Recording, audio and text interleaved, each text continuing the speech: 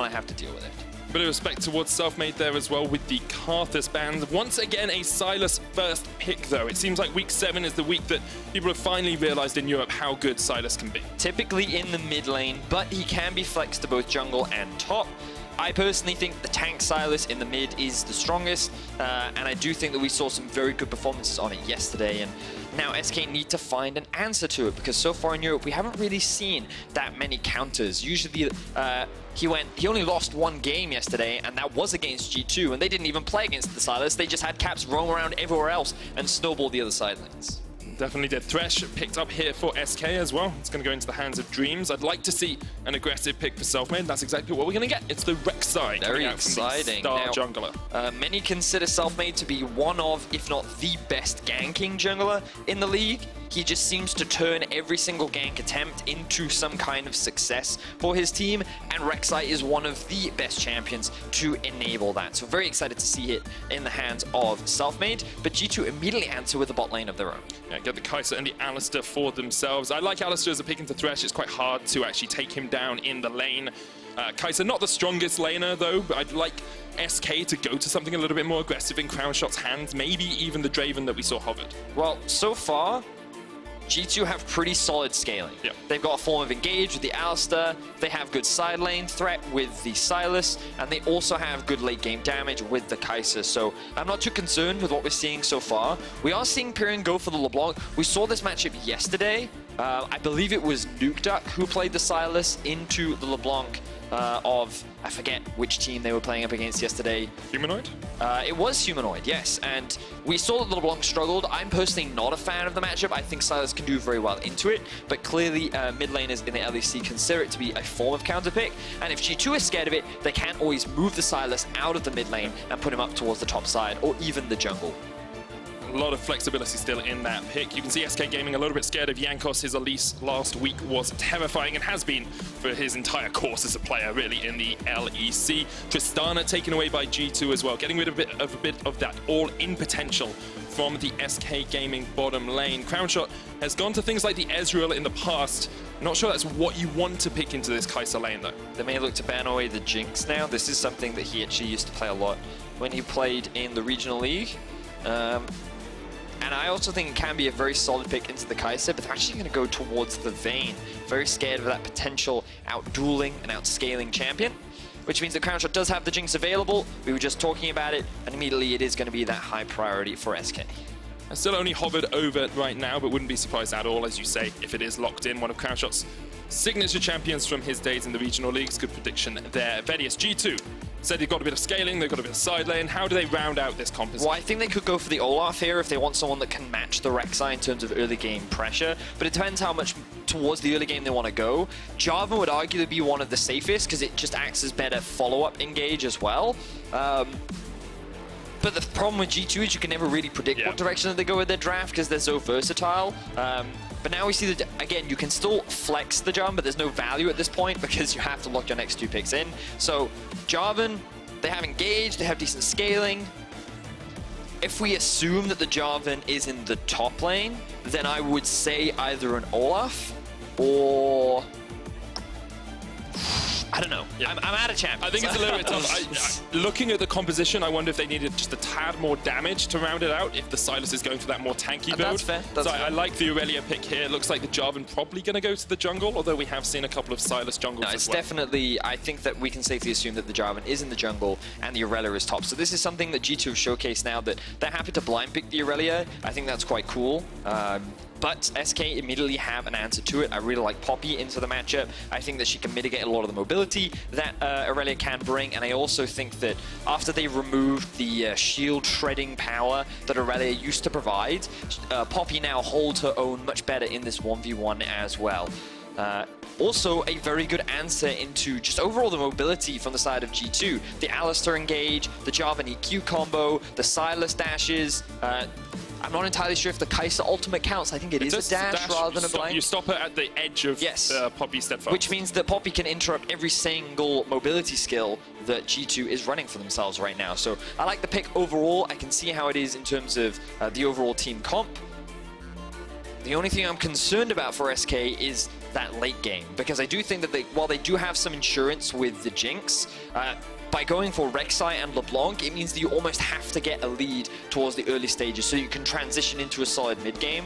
And what we see is that the mid-game is where G2 seem to explode. That 15 to 25 minute mark, when the game seems even, is when this team really turns online and starts to get very proactive, looks for a lot of skirmishes and fights. And I think their team, again, is very good at these skirmishes. They have very strong 2v2, 3v3s. They have the ability to move around the map pretty freely, and I think this game is going to come down to, can SK get Pirean ahead up against Caps? Meanwhile, I feel like that for G2, their focus is going to be once again to try and get Wunder ahead, see if they can get this Irelia strong in the side lane, and then they can set up for a 1-3-1 with Sylas on one side, Irelia on the other. Yep. And then just basically control all three lanes. And you have the Kaisa for any late game team fights that you might have as well around those neutral objectives. Last time these teams met was about even at the 15-minute mark. At the 25-minute mark, G2 had ended the game with a 9,000 gold lead. So as we heard on the desk, as we heard from you there, Vedius, SK need to avoid losing out in those mid-game skirmishes. We're going to jump onto the Summoner's Rift. I think you've kind of already alluded to it, but I'm going to ask you to elucidate just a little bit more about where you think SK are going to play this early game. So very much around the mid lane. I think you have to kind of get Pirean ahead. On the LeBlanc, it's very important that you have an advantage up against the Sylas. And we might take a little closer look at the mid lane matchup, but we'll see how this plays out in the early stages, because Jankos right now is setting up an invade, but he has been spotted. Uses the spears to check out. Pirean takes stun first. Jankos has to use the flash, and that is a summoner spell burnt already on the G2 jungler. So he's showing that respect. He didn't want to run the risk of getting collapsed.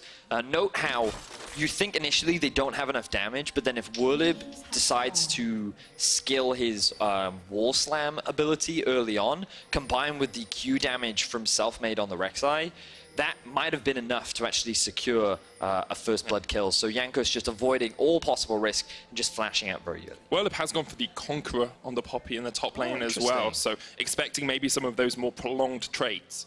Yeah, Conqueror is, from what, having spoken to pros, I've heard that it's good again on champions that can, number one, easily stack it, or champions that are very good at sticking to champions, so that is easier to stack.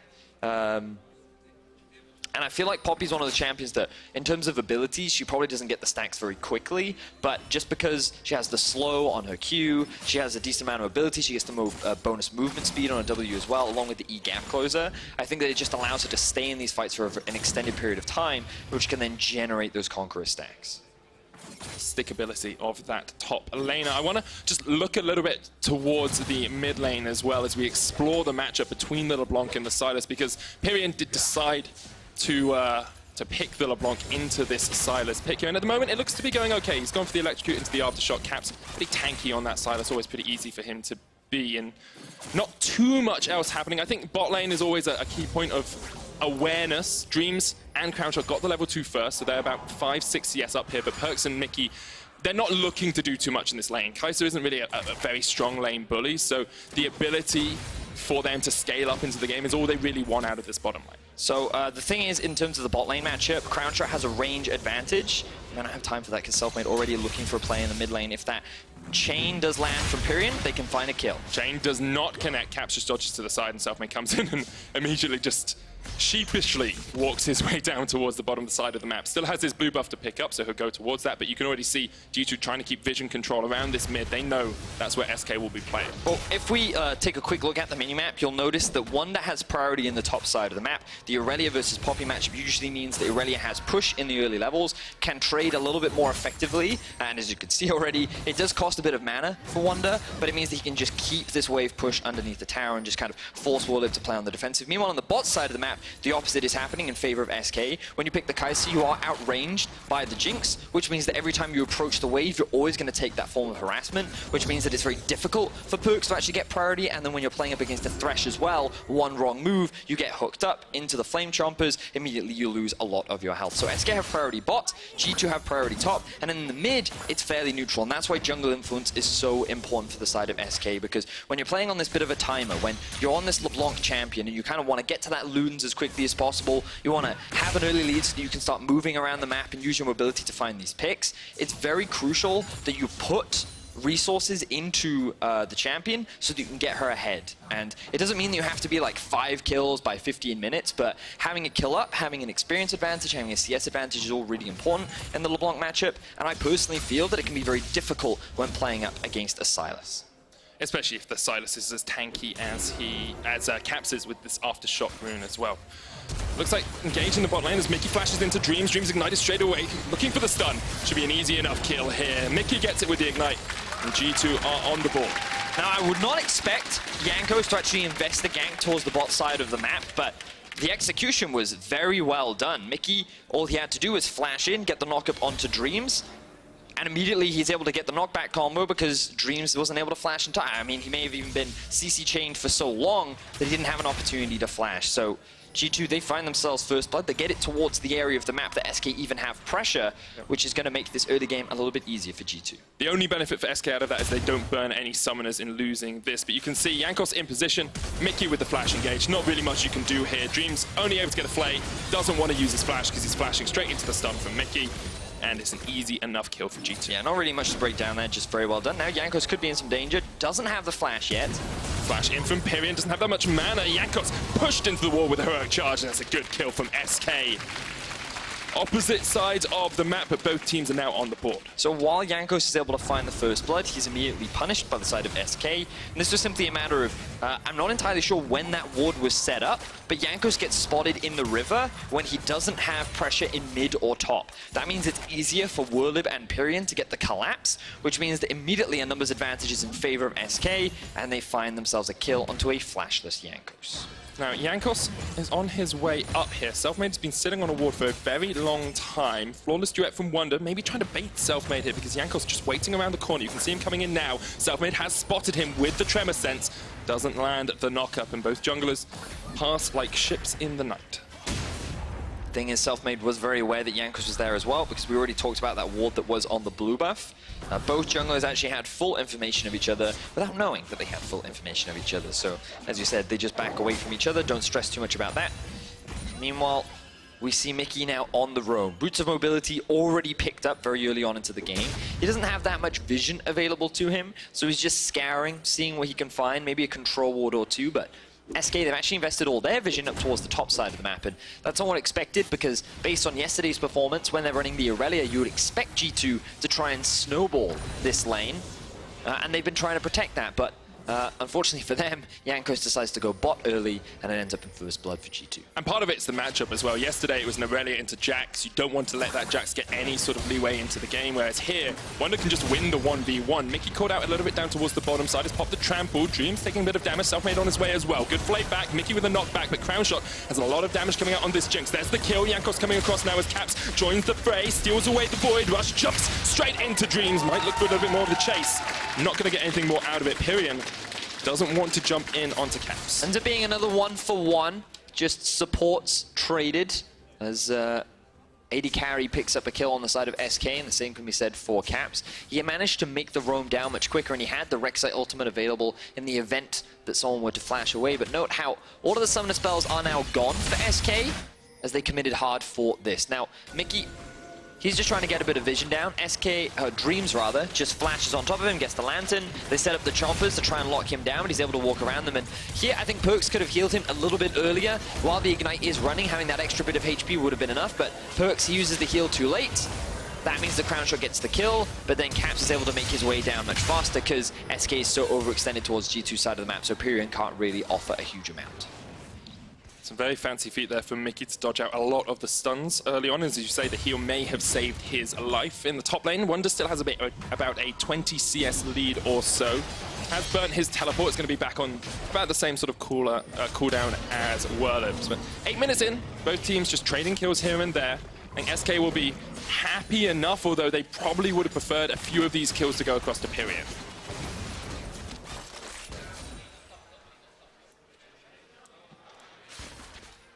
I think the Wunder you have to think for, Selfmade has always been this jungler that really sets up SK for success, right? He's the guy that gets them ahead in the early game, that gives them these leads.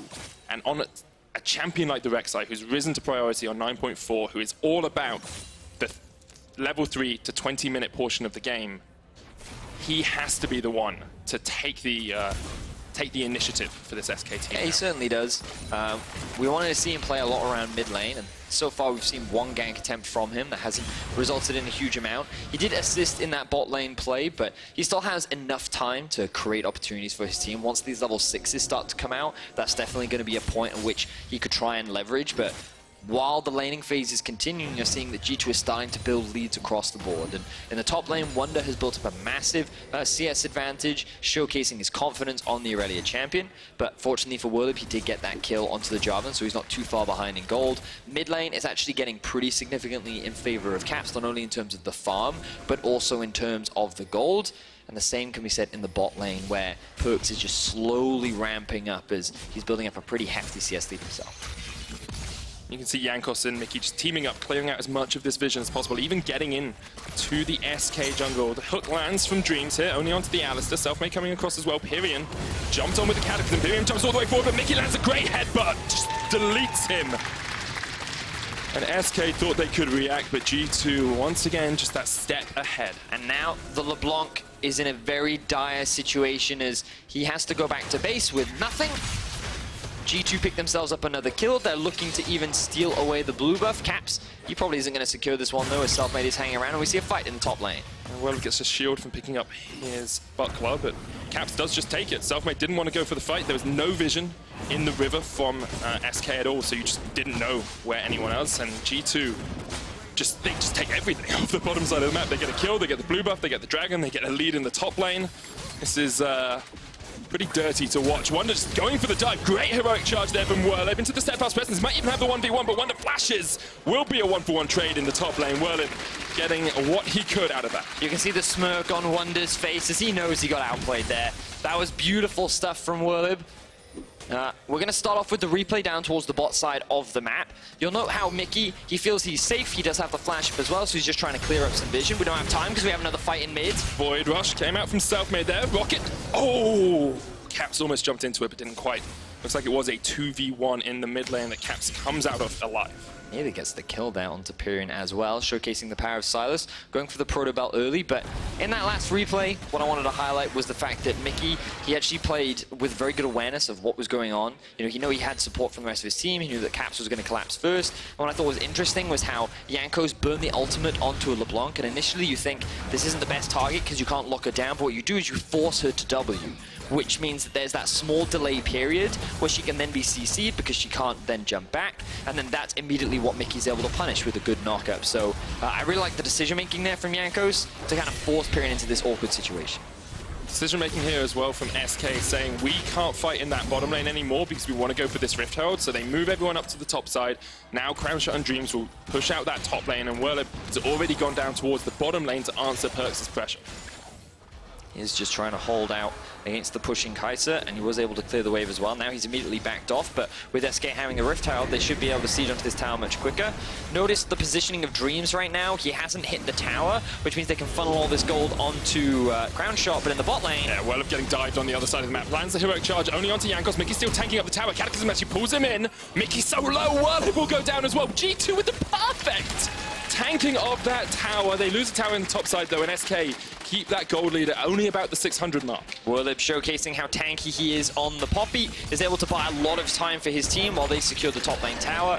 Very nearly secures another hit onto that objective, but Caps was able to land that last hit. So all in all, SK find themselves first tower, so overall team gold is good, but individually, G2 still ahead. Yeah, I think the AD carry role is the only one with an SK lead. It's about 600 gold in favor of Crownshot. He's now got the Infinity Edge, but PerkZ has finished his own IE and has the pickaxe, so he's got that Acathian Rain upgrade on the Q. It's evolved that to chuck out 12 little spiky boys instead of only the 6. It certainly is. Sorry, Medic was having a swig of water there. That's all right, mate. Meanwhile, no one would have known. The dive on the bot lane. Mickey gets interrupted with the W from Werlyb. You can see, just Poppy is so obnoxiously tanky. The last hit does come through from PerkZ, but you're right, Mickey leveraging the most out of his ultimate to just buy time, stall underneath the tower. And they end up finding that kill. Now, no objectives have been secured. I say no objectives. The Cloud Drake has been secured. No towers have been secured for G2. But regardless, they still sit with a 1,000 gold lead, largely because of the massive advantage Wunder's been able to build in the top lane, and Caps has been able to build in the mid lane. SK have not been able to get Pirean ahead. We haven't seen a huge amount of early game action from Selfmade. And while he's not in a bad spot, it's only going to get worse from here as Werlyb is now in a 1v1 against Caps. 1v1 in Caps. He steals his ultimate away and knocks him over the wall, though. Oh, that's quite pretty to watch. Selfmade caught out here by Jankos, though. The stun's going to land. Flawless duet comes out. Vanguard's edge used as well, but Selfmade, nowhere for him to go. He's taken out, and G2 get a kill on the other side of the map. Good use of the flash there from Jankos to interrupt Selfmade as he's burrowing to try and escape from that situation. Ends up being another kill going in favor of G2. I think that went in the back pocket of Jankos, and now they're setting up a siege onto the mid lane.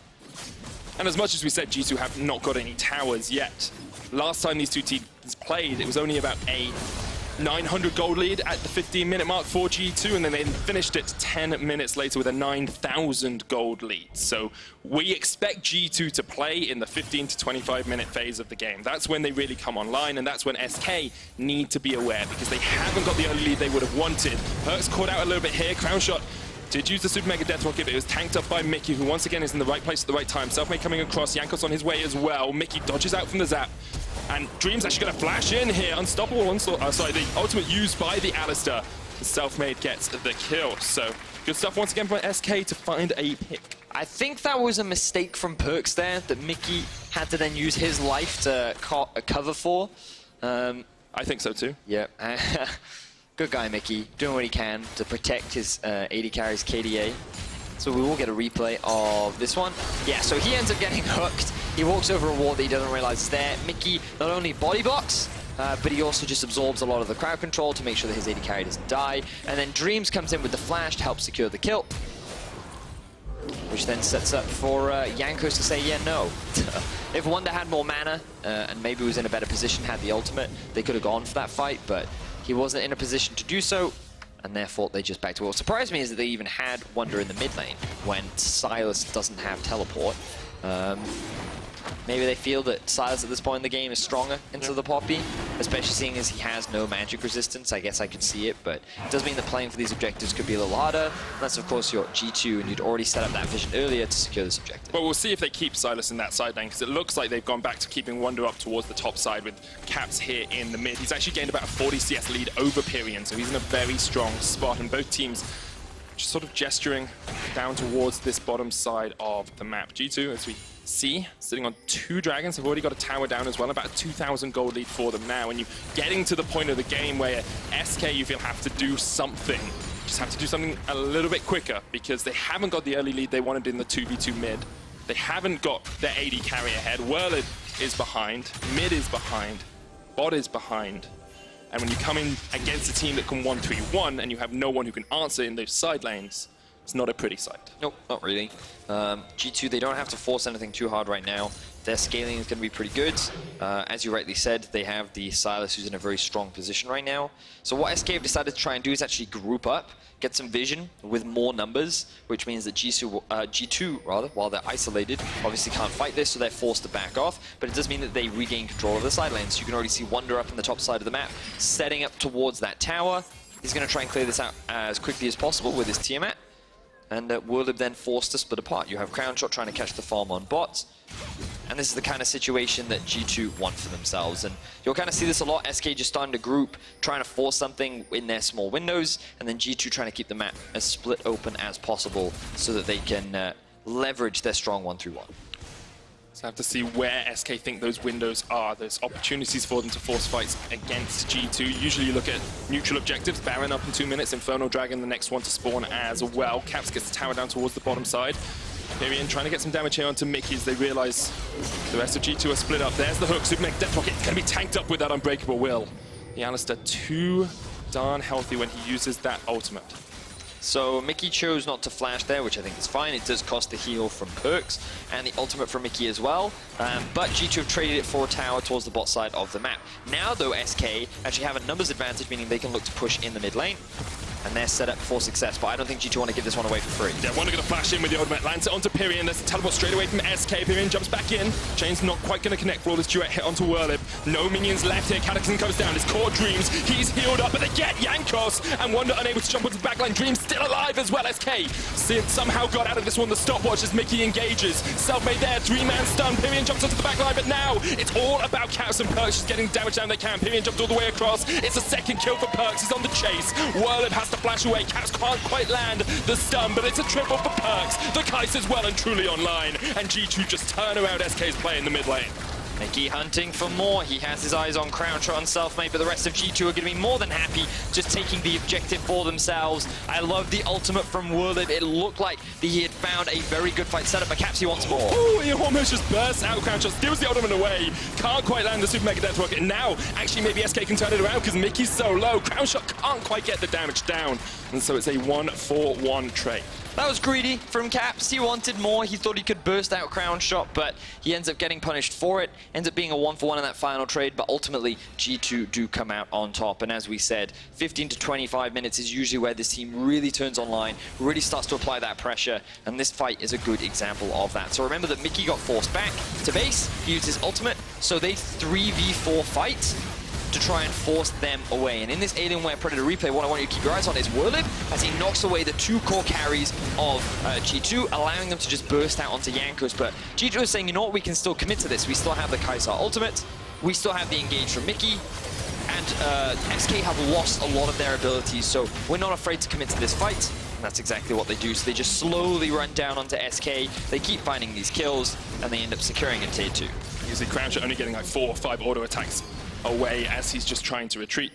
Caps went in a little bit too deep. It would have looked sweet if he had got the kill by stealing away the Super Mega Death Rocket, but wasn't quite able to do it, and we always wonder how effective Sylas can be. Well, you can see Caps topping the damage charts there on the mid lane mage, showing us just how strong that champion could be. But 1-3-1 once again, it seems to be from G2 as they put actually PerkZ in towards the side lane here. He picked up a lot of kills in that last fight, so now has that Ginsu's complete 1,000 gold bounty on the Kaisa as well. So maybe if SK can find a pick, they can start to eke their way back into this game, but they are 5k behind. It's not looking too pretty. The next big objective will be the Infernal. 10 seconds on the clock. Wunder does have TP while Werlyb doesn't.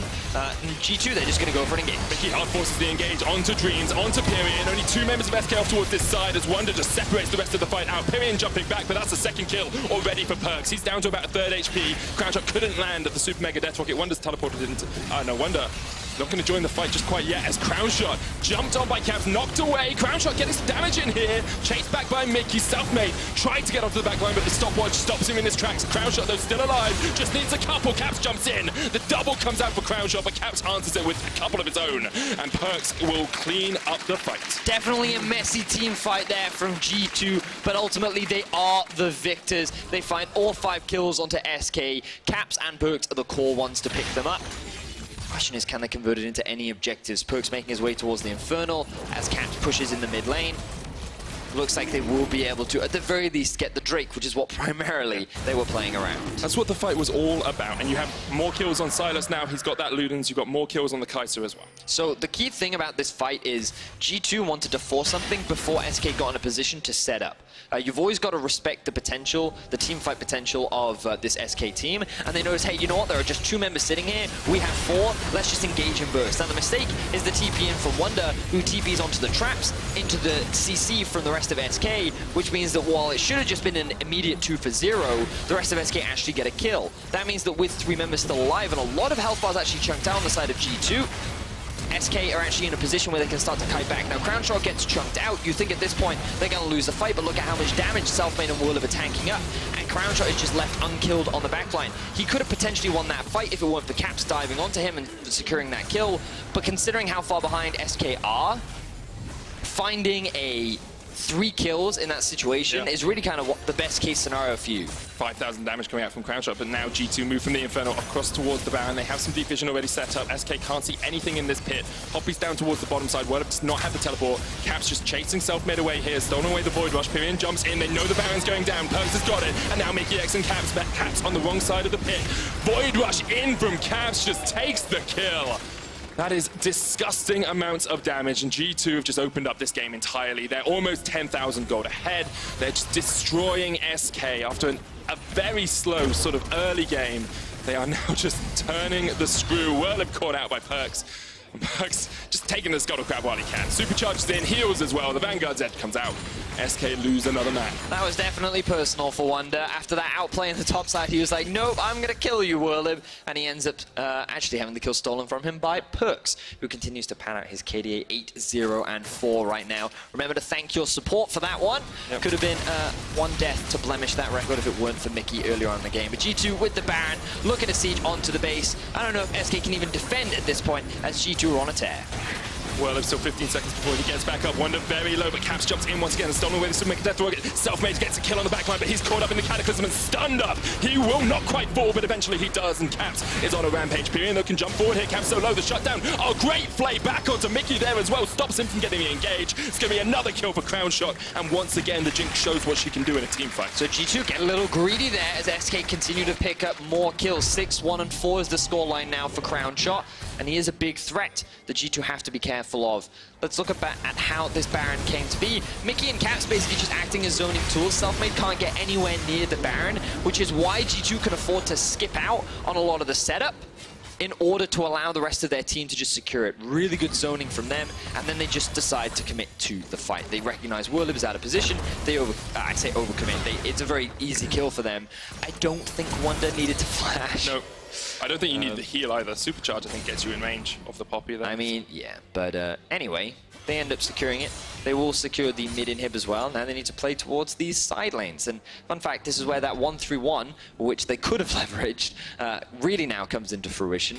But this is a really good example of why some fans, analysts, even other players are skeptical of G2, because you look at this game and you're like, well, they're just stomping their opponents. They're better. This isn't a clean game of League of Legends. This isn't like an 18-0 performance. This is actually messy. They're losing a lot of fights, and that's why some teams actually do have that doubt. And for me, it feels like G2 definitely take a lot more risks than they need to, but I think it's one of those situations where they understand how far ahead they are, and so they're willing to take more gambles. And it's part of that fun aspect that you always hear from them that I think is something they end up getting punished for. There's also the idea of standard deviation, right? You can make one play 100 times, and 90 times out of 100 it comes off, and then 10 times it doesn't, and G2 seem to be willing to make that play a lot more often than other teams would. Like they make the play that's a little bit closer to the edge. It's the other way around, where it's like a play that works 2 out of 10 times, and then G2 go, no, I can make that work. Yeah, because they're just so good. I mean, it works then. It works for them. Well, you say that as PerkZ now loses, what, 80% of his HP? Yeah. It's always the risk against the Jinx. That you talked about this yesterday. If you use you need to play on a side lane, my friend.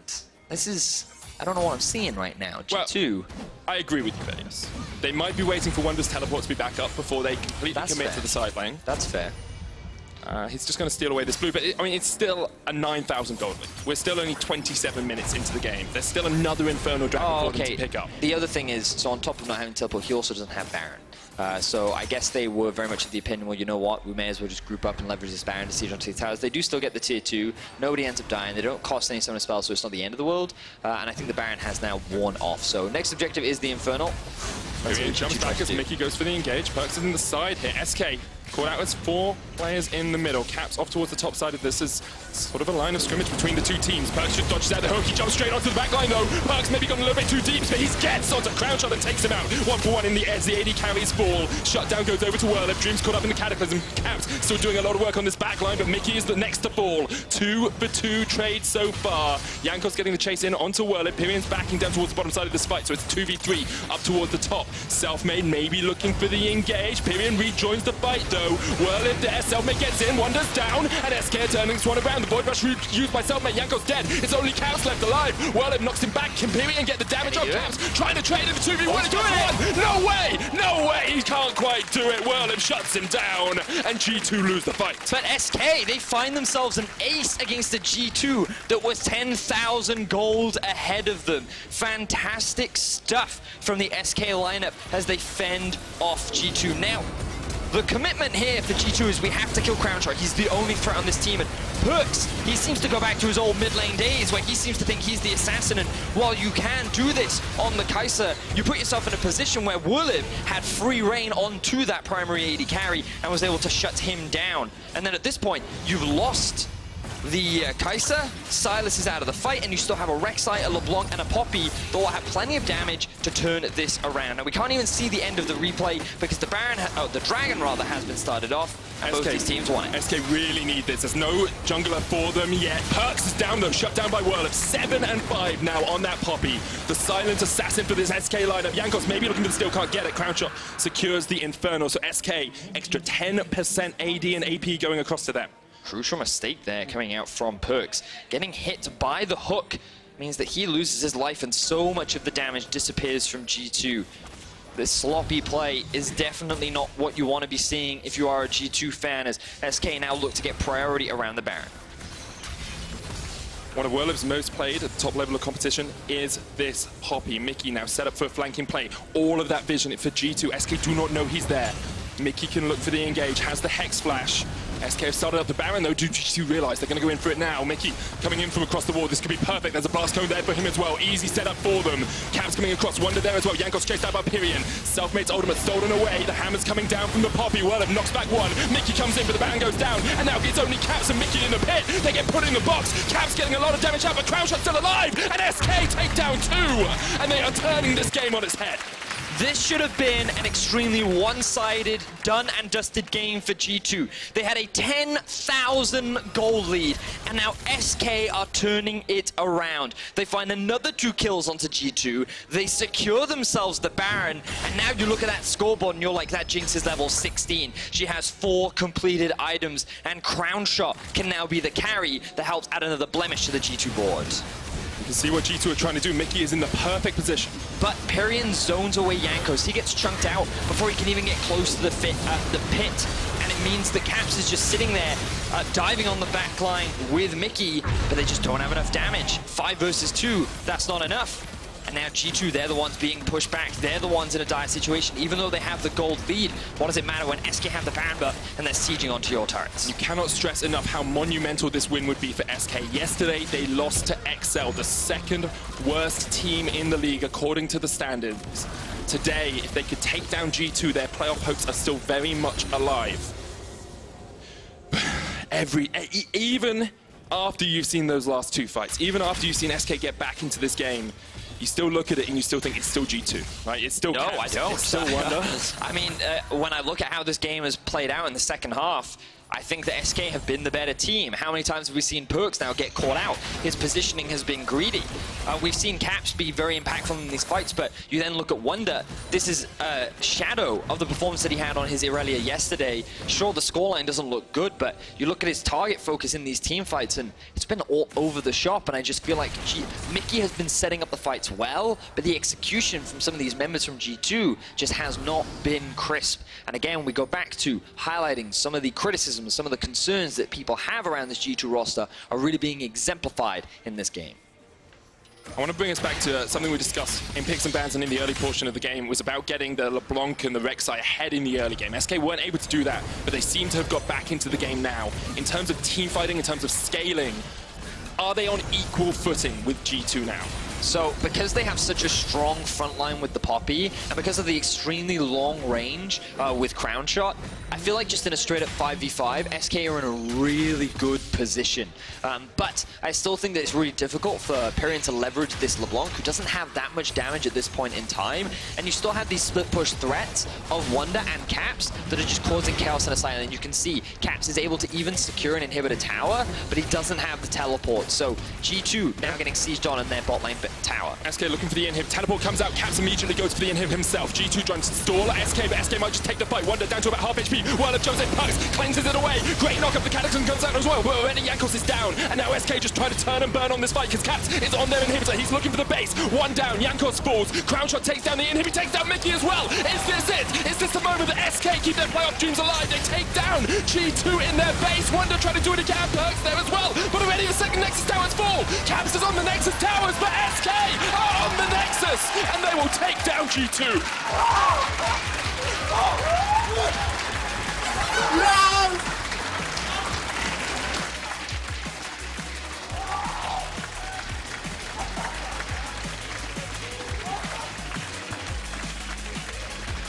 frustration on the side of SK as they get the upset win against G2. That game should have been done and dusted. That game should have been over. But SK, they took those team fights. They punished the mistakes of G2. They found themselves a Baron, and then they ended that game cleanly. I thought it could be difficult. I thought it couldn't be done.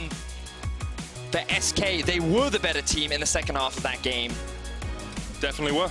And now G2 add another loss to their record. Incredible stuff all round from SK. I think you have to give some credit, well, both to Werlyb and to Crownshot. Crownshot's kiting in some of those late game teamfights was impeccable. Werlyb, after being put so far behind, even ended at almost 100 CS behind Wunder, just had so much impact in teamfights, was able to do so much on this Poppy, and really had, probably, to me, the best performance he's had this split. I was really impressed with how Werlyb played this game. I feel like, as you rightly said, given how far behind he was put, the fact he was able to have such a massive impact on these fights was really monumental. He really locked down the crucial targets. He found himself a number of kills. He did his best to try and deal with Sylas off in a side lane, and I'm surprised that Caps tried to go for the end game, but I guess they'd realized that they couldn't win those 5v5s. They decided not to try and do it, and they end up losing in the very end. But, you know, it's one of those things where Crownshot, it's one of those situations where you could make the argument, well, he just had a really good scoreline, but did he do that much? But the thing you really have to credit him for is the fact that when you consider how far behind this team was, he actually only died twice in the entire game. Yeah. When you had all those divers, you had the Jarvan, you had the Irelia, you had the Alistar flashing on top of you every single time. But I just feel like that with the combination of Werlyb and his peel, with the fact that Crownshot had all this threat onto him, these two together were a large part of why SK were able to find this extremely important win against G2. Well, they definitely were. That's also the reason that Werlyb and Crownshot, alongside Pirean, are looking to become your key player of the game. Make sure you vote on at lolesports on Twitter. I don't know who I'd give it to. That's a tough one. That's what I'm going to leave it to the fans to decide. Yeah, we should leave it to the fans. Yeah, I'm going to leave it to you guys. I think looking at that game as well, though, you can't only talk about SK's success. You have to talk about a couple of mistakes G2 made. I mean, I look back to the tower dive from Caps on that mid lane inhib. You went too hard. They could have just got the tower. They could have just got the inhib with the Baron buff, but instead, they lost out on their mid lane. Well, ultimately, it's one of those situations where I felt like they had a 1-3-1 comp. They didn't try and leverage it, even when they had the Baron themselves. They kept trying to team fight, and ultimately, that's where their undoing came to be. So I felt like that was a pretty disrespectful game from G2. They got rightly punished, and SK, they earned themselves a very important win in the race for playoffs. Well, to hear from I am sure, elated Crownshot, we're going to head on over to Law. Thank you, guys, and thank you, Crownshot, for joining me. I mean, you lose to Excel yesterday, you beat G2 today. What does it mean for SK? I think it's quite sad that we're so inconsistent, because every game is important right now to get playoffs, and we shouldn't really be dropping games to the last place team, but of course it feels good to win against G2. And you had a new coach this week. I mean, you had 3 coaches in only the spring split, so how did you work to make this one happen with the new coach? We felt that it would fit us better to have him on stage for the draft, and we all thought this would be the best idea, so we just went with it. I mean, talking through the game, you had a rough early game, and then you started to come back. When did you know in-game that you could actually take it? We started winning some fights when they started being a bit too aggressive and a bit too sloppy in their fighting. And when I got like 3.5 items, I knew that we can actually win this game through team fights. So with this win, do you think you can actually tank on every team from now on and reach playoffs in the end? Well, I think the level in LEC is quite close right now between all the teams. So I think if we just keep improving, we can beat every team. Yeah. Well, thank you very much for your insights on this game, and congratulations on this immense victory. We're going to take a short break, and when we come back, it's going to be Splice versus Shark and Wolfear. Stay tuned, guys.